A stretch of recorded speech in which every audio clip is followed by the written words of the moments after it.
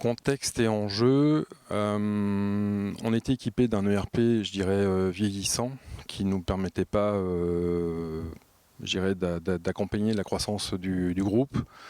Un ERP qui n'était pas forcément dédié non plus à l'agroalimentaire. Un exemple typique, c'est qu'en fait on ne gérait pas par exemple la date limite de consommation des produits que l'on fabriquait, ce qui paraît quand même assez incroyable pour une entreprise ou un groupe agroalimentaire. Donc on voyait bien les limites du système. On avait mis en place également, d'un point de vue logistique, j'ai envie de dire une verrue par rapport à cet ERP-là, parce que l'ERP en lui-même ne permettait pas de gérer la base logistique. On a commencé à travailler sur une solution WMS. Et puis avec la croissance du groupe, on voyait bien qu'on arrivait aux limites du système. Donc il y a eu une volonté de la part de la direction générale de déployer un nouvel ERP. Et la première chose, c'était de travailler un ERP dédié à l'agroalimentaire. Première chose. Et puis la deuxième chose, ça a permis également de repenser complètement notre logique, j'ai envie de dire, de base de données et d'unifier unifier et uniformiser en fait nos données, que ce soit des clients, des articles, des fournitures, voilà, et d'avoir une base commune pour l'ensemble des sites, ce qui n'était pas le cas auparavant. Auparavant, chaque site avait sa base de données, quoi. Donc voilà, un petit peu le contexte. Et est-ce que vous pouvez nous en dire plus sur le projet en lui-même? C'est-à-dire... Avez-vous eu différentes étapes dans le projet? Alors sur le projet en lui-même, c'est un projet qui globalement a mis du temps hein, quand même à mûrir. D'abord parce qu'il y a eu une rencontre avec l'équipe commerciale de VIF. Au moment où il y a eu cette rencontre-là, le groupe était déjà en croissance externe. Ça bougeait beaucoup. Donc je dirais qu'entre le projet initial et puis la finalité du projet aujourd'hui, on n'est pas tout à fait sur la même chose, mais ça c'est la vie de l'entreprise, c'est la vie du groupe qui veut ça. Donc ça a pas mal évolué entre-temps, entre la signature, je dirais, du premier budget et puis la finalité. On n'est pas sur la même gamme, on va dire, de produits. Et on a été, la volonté a été d'être très complet en fait dans l'ERP, depuis les flux d'achat, les flux de production, les flux d'expédition, les flux intersites, prendre en compte notre stockage de produits, quel que soit le site, prendre en compte également toute la partie gestion commerciale, où il y avait beaucoup de choses à faire, et de remontée de données également à obtenir. Donc voilà, c'est très complet.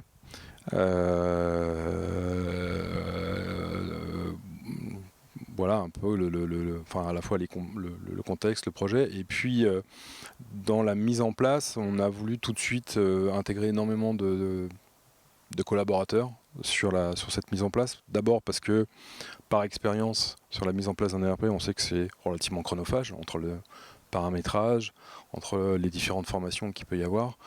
Ça prend du temps. Donc l'idée c'était de responsabiliser l'ensemble des acteurs et des pilotes de processus. Et deuxièmement, ça nous permettait en fait de répartir en fait la charge de travail sur l'ensemble des collaborateurs du groupe Olivenco. Donc il y a eu beaucoup de monde, hein, on parle de 30 personnes à peu près sur le projet, mais c'est pas toujours le cas, mais on voulait pas non plus que ce projet-là repose sur une ou deux têtes, et c'était bien de le répartir de manière à ce que l'information soit bien diffusée sur l'ensemble du groupe et ne soit pas forcément détenue par une ou deux personnes, quoi. Quels ont été les retours sur investissement, aussi bien autour du pilotage de l'activité que des gains de temps et éventuellement d'autres retours?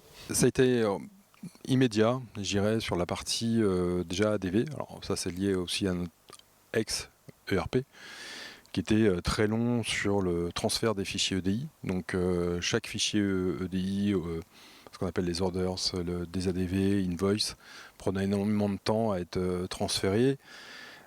Je dirais que c'était à peu près une demi-heure à trois quarts d'heure par site de production. Donc on est en train de se parler d'une heure et demie de perdu, j'ai envie de dire, par site, sur l'ensemble des sites.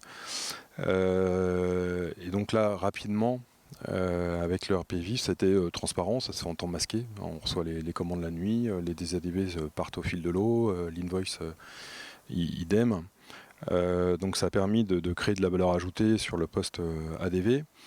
Sur la partie stockage, par exemple, on a la possibilité d'identifier chaque composant, chaque matière première, par des étiquettes code barre, ce qui nous permet d'avoir un gain de temps lorsqu'on va rechercher ces produits-là. On a un stockage par emplacement, donc on sait où se situe telle ou telle palette, à quel niveau, quelle rangée, où le produit se situe dans le site de production. Donc c'est un gain de temps pour de la mise à disposition de matières premières ou de consommables sur les lignes de fabrication. C'est un gain de temps également sur les inventaires. Auparavant, on avait un inventaire physique trimestriel. Voilà, on est passé à un inventaire mensuel. On peut également faire de la rotation d'inventaire, enfin un inventaire tournant. Un gain de temps parce qu'avec les solutions mobiles, on a la possibilité d'identifier les contenants, les composants dans notre stockage. Donc, et c'est beaucoup plus rapide à réaliser qu'auparavant. Et c'est plus rapide également en collecte de données. Voilà les principaux gains de temps qu'on a pu voir immédiatement à la mise en place de l'ERP. Après, c'est des gains de temps dans la restitution des données, où rapidement on peut avoir des données de chiffre d'affaires avec le décisionnel, de marge également sur gamme de produits clients. Et donc ça permet rapidement de donner des orientations sur des opérations commerciales ou des opérations marketing à faire selon le produit, selon le site de fabrication.